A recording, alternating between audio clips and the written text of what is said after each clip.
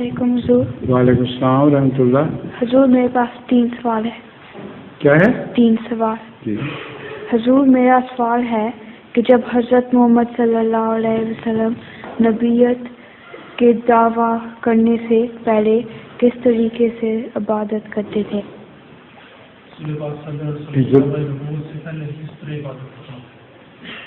وہ جو دعویٰ نبوت سے پہلے کی عبادت ہے اس کے متعلق صرف آپ کے استغراق کی خبر ملتی ہے.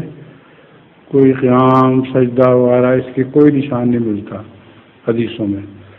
اگر کرتے تھے تو محفوظ نہیں ہے حدیثوں میں. صرف یہ ہے کہ جس طرح ایک انسان گہرے غور و فکر میں ڈوبا ہوا اپنے رب کی تلاش کر رہا ہے یہی کیفیت بتلائی جاتی ہے بس. ظہور مہدی آخر زمان